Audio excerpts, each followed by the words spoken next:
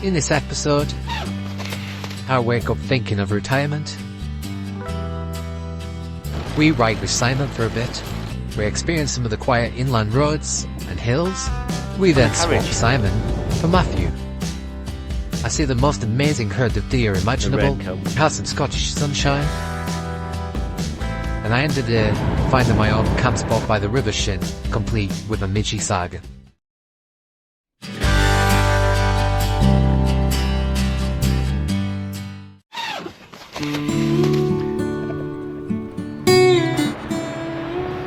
We awoke greeted by the sound of waves. The early morning sun was beaming down on the Goatman Sands. We could see lush green for many miles. The water was a crystal clear, with vivid shades of blue and green. Out in the distance was a solo surfer riding the waves. This was a spectacular beauty spot, and for the time we spent there, they were truly enjoyed. Our first stop was the post office to buy some breakfast. We also needed to grab some lunch, as there wouldn't be anything for many miles that day. The post office was more of an old-school convenience store which wouldn't have looked out of place in the 1950s, but it did the job, and surprisingly we were able to use chip and pin.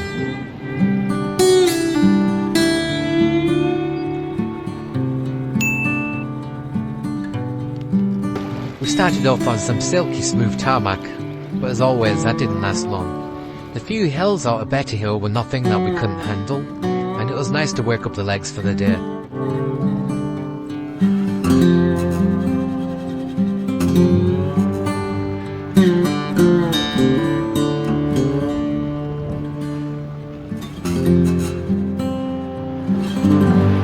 Day 5, and the goat is still the goat.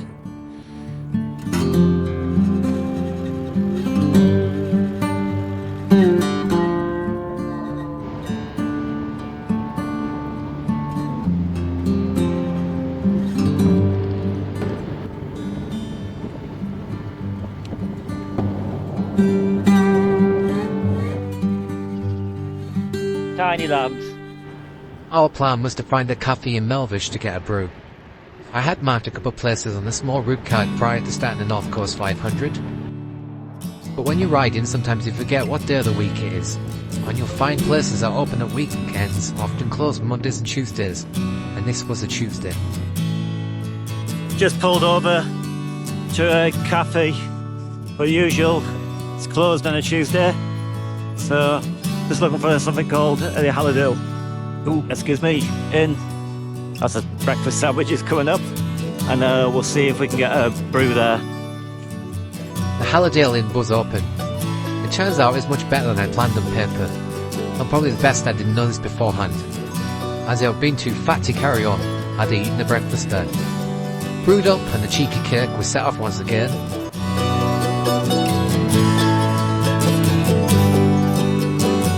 Thank you, and you. Cheers, buddy.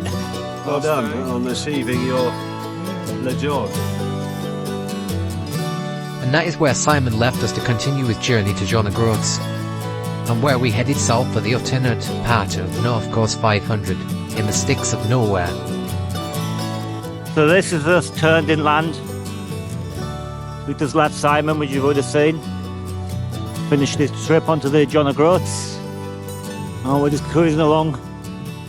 It's going to be very quiet on this road. There's not a lot of places to stop. And just see what we can see. We don't know a lot about it, but there is a headwind. And that headwind was a relentless one. We were snuck upon by Matthew, who was out riding some trails. And I wasn't complaining, as I needed as much anti-resistance as possible.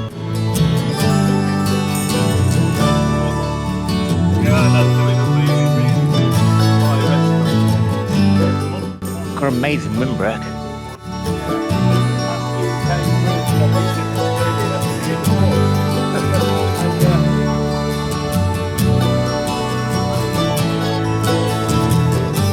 I've got 2 horses ahead, and I'm the carriage.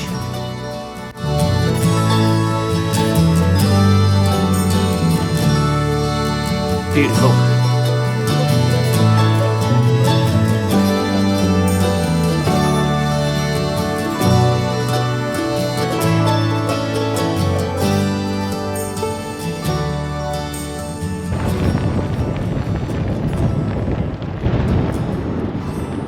you, buddy.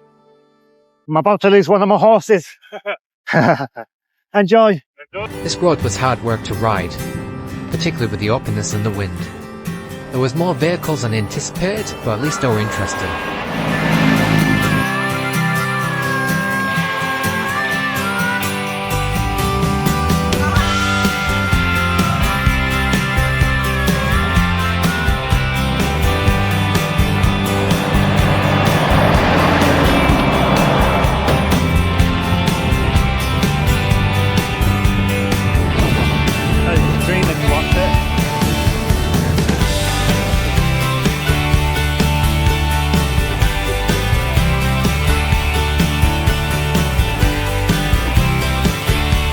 This train station was in the middle of nowhere. The climb that wasn't a climb. It was.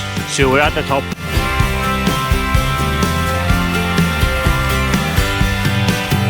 Turns out it was a gradual uphill until this point, beginning from when we left Simon, so that was well over 10 miles in distance. And then it was time to enjoy the downhill.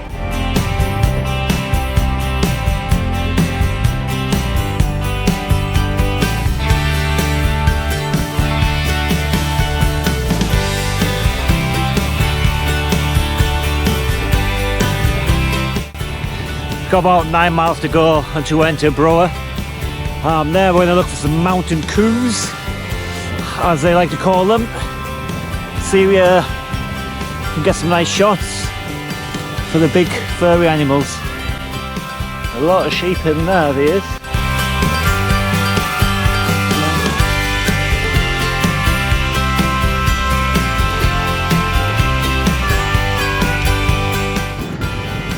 Full on headwind. Quite open. Yeah. I am trying.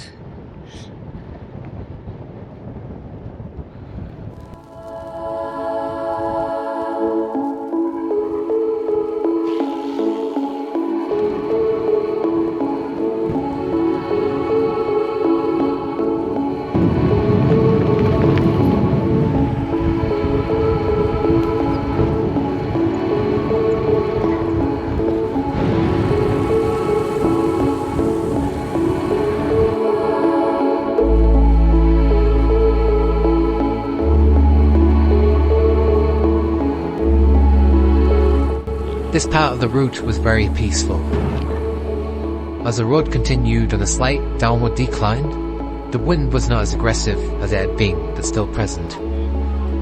And I was just enjoying the riding and the scenery, taking in each moment as they appeared.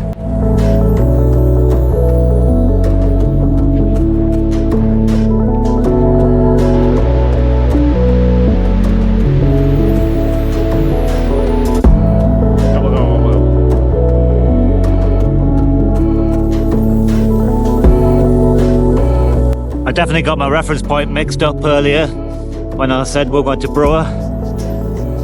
It was looking at the A9 junction and I wasn't paying attention, so got another mountain pass to go first and a big climb coming up.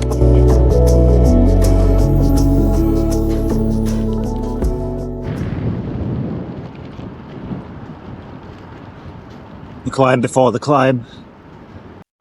I knew nothing about the Lothmore Climb before riding it. It was just another climb on my Garmin. At the base I watched a bird of prey circling in the air. Taken in the moment, surrounded by beauty, far from civilization. My focus soon shifted on working harder as the steepness kicked in. Blinded by my screaming legs, in front of me was an unexpected sight. A sight that seemed to appear out of nowhere. A sight I could have easily missed if I kept looking down. I heard a deer, standing, countless in number. I realised what I was witnessing in that moment. A moment where the hair stand up in the back of your neck. A moment when suffering was forgotten in an instant. A moment to cherish. A moment to remember.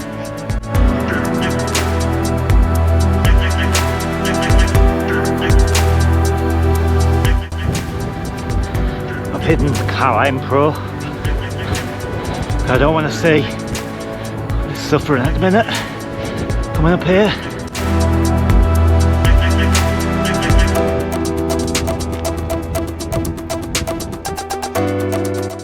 I can't see behind me. Let's have a look. Hopefully we can see something. Nearly at the top. That was a hard spin up there. Worth it for the views though. On reflection, this climb ended up being my most favourite climb of the entire route. Not just because of the deer, but because of the feel of being alone in the wilderness, the sense of achievement and the sense of freedom.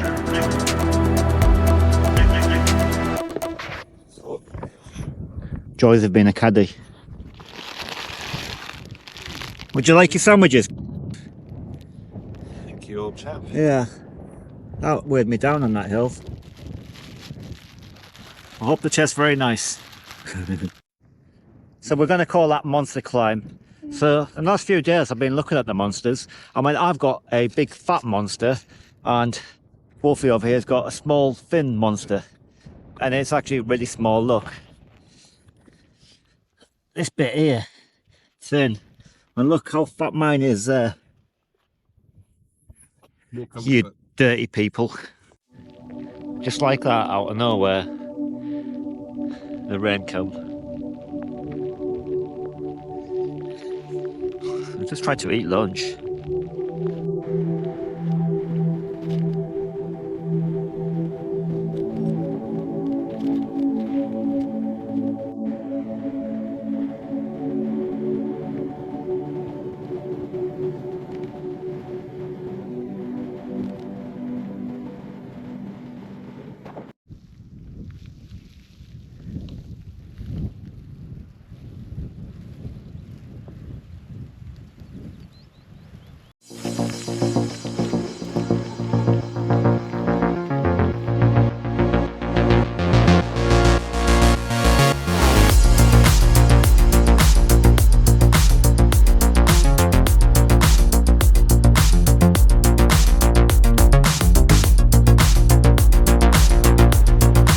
To the busy year 9.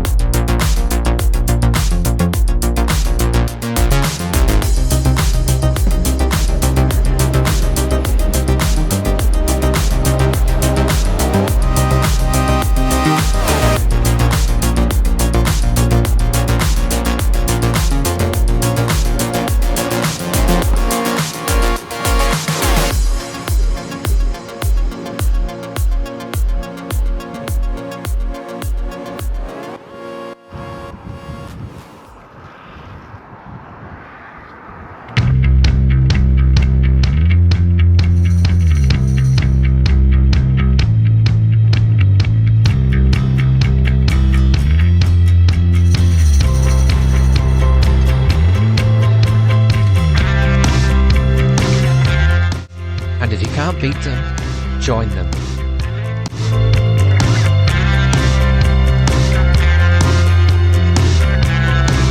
We only stopped in Brora for a short while, as the cows I was looking for were not about. So we pushed them towards our destination of Lairg, riding on yet more quiet roads. Really peaceful down here. Quiet back road. It's free flowing. A little bit of wind. And the bike's just taking itself for a ride.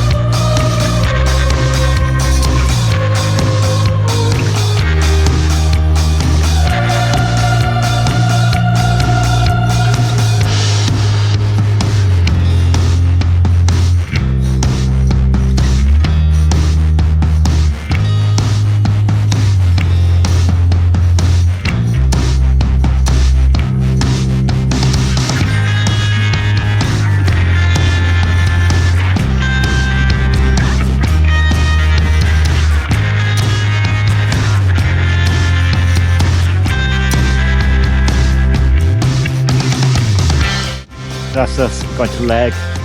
Got I had 2 climbs to do. Just come up the second last climb. Decided to mess about. So as I said earlier, 228 watts. I was pushing it. Parts 400. It's feeling better. Get some of my stacks that I had from day one. Got rid of extra luggage. Wolfy sandwiches. You name it. And then a little bit lighter from the pushing. So getting a little bit fitter doing this. Just grit your teeth and get on with it.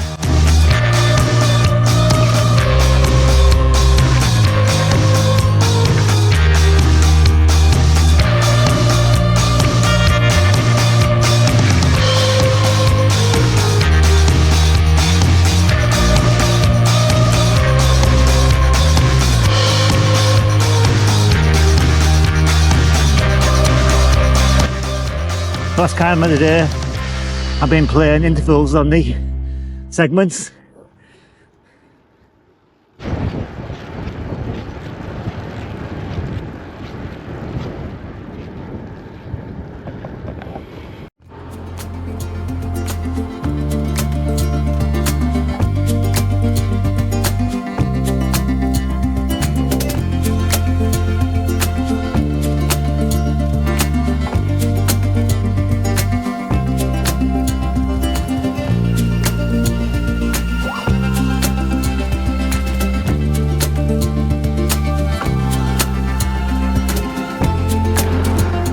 Something's not right there. What's that mileage? Where am I going to? Around the world? You're having a laugh.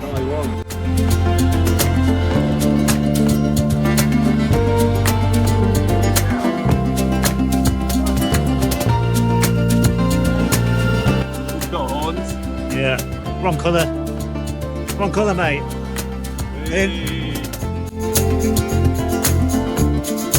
It's a short of 6 miles still to do.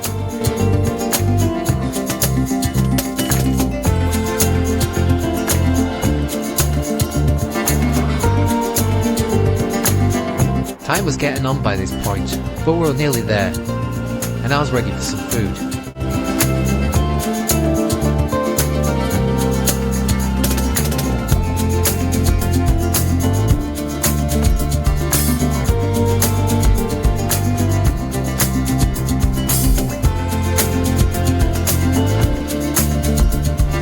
I pulled over to check my Google Map plan, and took me to the chippy for a tasty feast. Off time. I think we were more of a feast that evening. Something's eating me. And the temperature was just right for them. The spa was located next to the chippy, so breakfast was bought.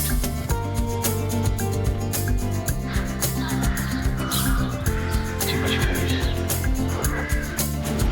And we continued to find somewhere to stay.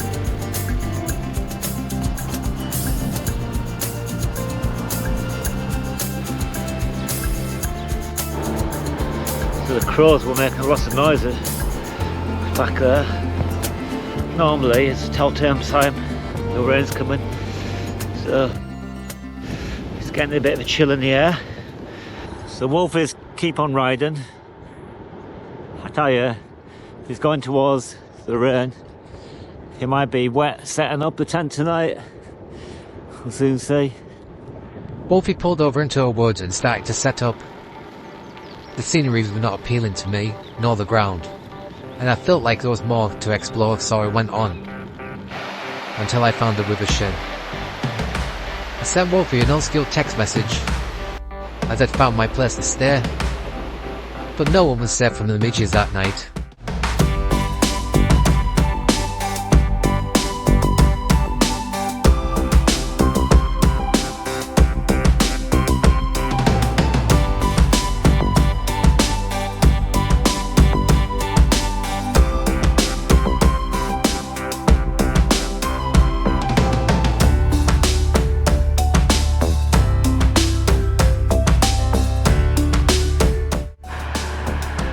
See the blighters.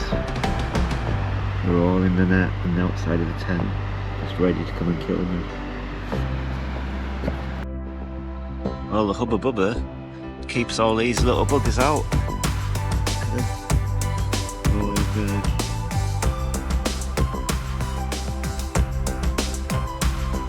great tent. Really messed up. I brought one water bottle in. I drank it all. I had to go outside. And there's infestation. Midges. So I've been tricking them with a light. And they've been getting whacked with my towel. Not what I wanted to do. But hey, water's more important.